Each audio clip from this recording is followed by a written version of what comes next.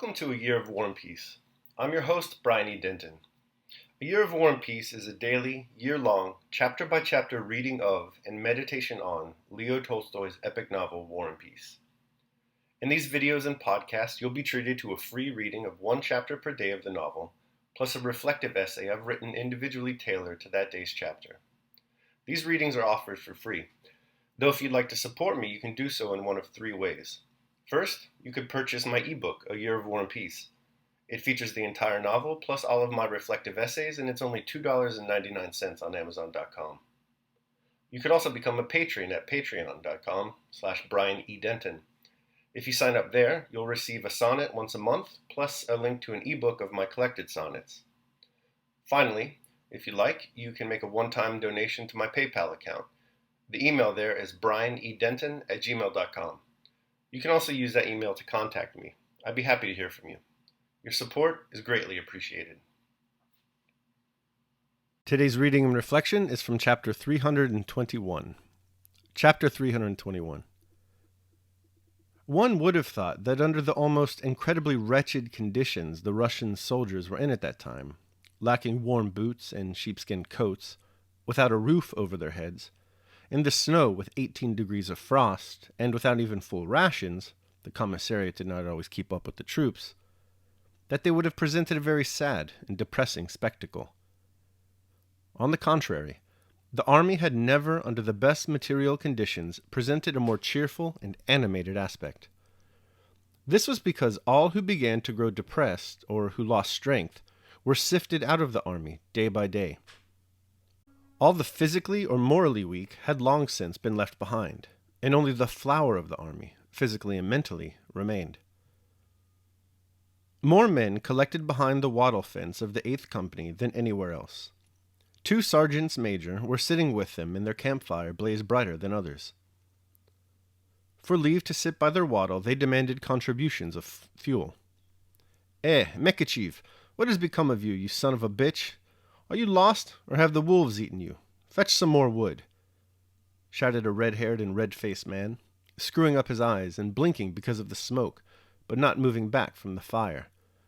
"And you, Jackdaw, go and fetch some wood," said he to another soldier.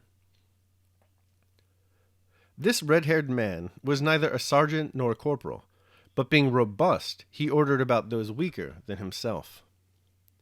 The soldier they called Jackdaw, a thin little fellow with a sharp nose, rose obediently, and was about to go, but at that instant there came into the light of the fire the slender, handsome figure of a young soldier carrying a load of wood. "Bring it here, that's fine." They split up the wood, pressed it down on the fire, blew at it with their mouths, and fanned it with the skirts of their greatcoats, making the flames hiss and cackle. The men drew near and lit their pipes. The handsome young soldier who had brought the wood, setting his arms akimbo, began stamping his cold feet rapidly and deftly on the spot where he stood. "Mother, the dew is cold but clear. It's well that I'm a musketeer," he sang, pretending to hiccup after each syllable.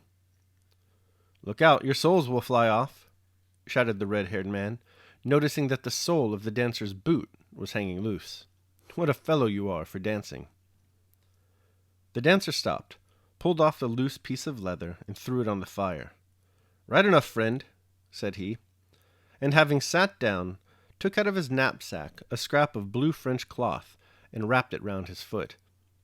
"It's the steam that spoils them," he added, stretching out his feet toward the fire. "They'll be issuing us new ones soon. They say that when we finish hammering them, we'll receive double kits. And that son of a bitch Petrov has lagged behind us after all, it seems," said one sergeant major. "I've had an eye on him this long while," said the other. "Well, he's a poor sort of soldier." "Ah, but in the 3rd Company they say 9 men were missing yesterday." "Yes, it's all very well, but when a man's feet are frozen, how can he walk?" "Huh? Don't talk nonsense," said a sergeant major. "Do you want to be doing the same?" said an old soldier, turning reproachfully to the man who had spoken of frozen feet. "Well, you know," said the sharp-nosed man they called Jackdaw in a squeaky and unsteady voice, raising himself at the other side of the fire. "A plump man gets thin, but for a thin one it's death. Take me now. I've got no strength left," he added, and with sudden resolution he turned to the sergeant major. "Tell them to send me to the hospital. I'm aching all over. Anyway, I shan't be able to keep up." That'll do," replied the sergeant major quietly. The soldier said no more, and the talk went on. "What a lot of those Frenchies we've taken today. And the fact is, not one of them had what you might call real boots on," said a soldier, starting a new theme. "They were no more than make-believers." "The Cossacks had taken their boots. They were clearing the hut for the colonel and carried them out. It was pitiful to see them, boys," put in the dancer. "As they turned them over, one could see that they still seemed alive. And would you believe it? He jabbered something in their lingo."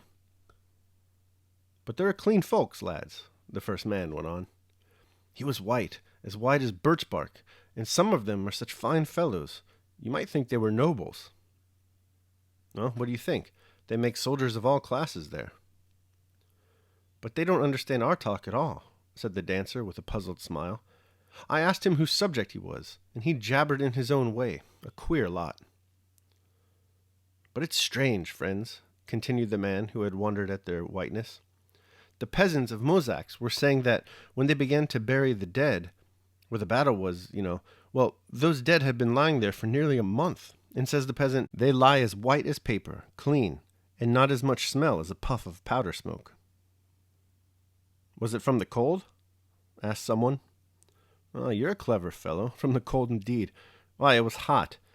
If it had been from the cold, ours would not have rotted either. But," he says, "go up to ours, and they are all rotten and maggoty. So," he says, "we tie our faces up with kerchiefs and turn our heads away as we drag 'em off, and we can hardly do it.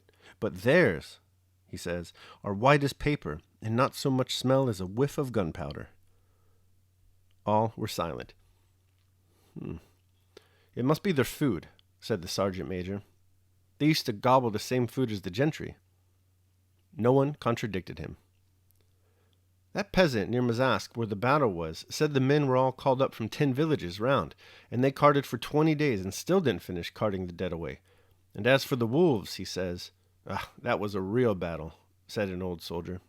"It's the only one worth remembering. But since that, it's only been tormenting folks. And do you know, Daddy, the day before yesterday we ran at them, and, my word, they didn't let us near before they got thrown down with their muskets and went to their knees. 'Pardon,' they say. That's only one case. They say Platov took Polion himself twice. He turns into a bird in his hands and flies away, and there's no killing him off either."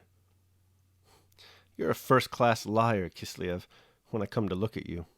"Liar indeed. It's the real truth." "If he fell into my hands, when I'd caught him, I'd bury him in the ground with an aspen stake to fix him down. What a lot of men he's ruined." "Well, anyhow, we're going to end it. He won't come here again," remarked the old soldier, yawning.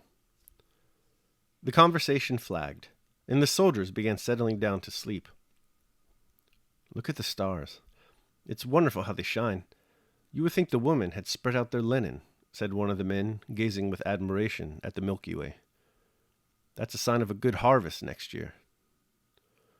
We shall want some more wood." "You warm your back and your belly gets frozen. That's queer." "Oh, Lord. What are you pushing for? Is the fire only for you? Look how he's sprawling." In the silence that ensued, the snoring of those who had fallen asleep could be heard. Others turned over and warmed themselves, now and again exchanging a few words.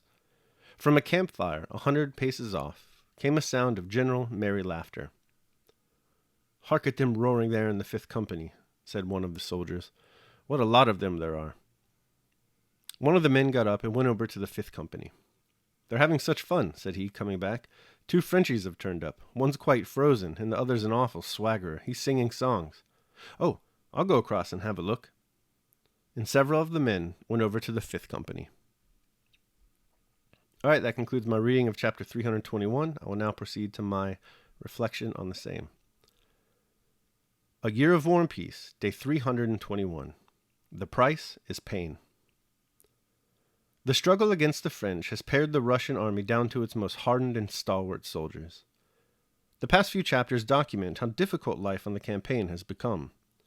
We've seen the remaining soldiers lack proper clothing, food, and shelter. Today we learn that they greet this hardship not with grief, but with gladness. They joke with and insult each other. They talk excitedly about the captured French soldiers. They admire the brightly shining stars above. All this while their bare feet freeze and their hunger sharpens. This noble endurance is born of dedication to a just cause. The soldiers in today's chapter suffer for Mother Russia. We, the readers, have any number of worthy causes to fight and suffer for. Whatever cause we assume, however, we must recall that the price of purchase is often pain. Daily meditation. We suffer for the sake of something good, either to help our friends, to aid our city, to fight on behalf of women or children, or for the most important and weighty reason of all, to be good and just and self-controlled. No one achieves this without pain. Musonius Rufus, Lectures. All right, that concludes my reading of and reflection on chapter 321 of War and Peace. Hope you enjoyed it. Thanks so much for listening. Remember that if you'd like to support me, you can do so either by purchasing the ebook Year of War and Peace, becoming a patron at patreon.com, or making a one-time donation at PayPal. The links to all that are down below in the description. Also down there in the description, you're going to find links to my Amazon wishlist for books and movies. If you decide to support me by purchasing one of those, we'll set up a Zoom call or something to discuss that book or that movie. Tomorrow, we're going to be reading and reflecting on chapter 322 of War and Peace. I hope you'll join me. Until then, take care of yourselves and others.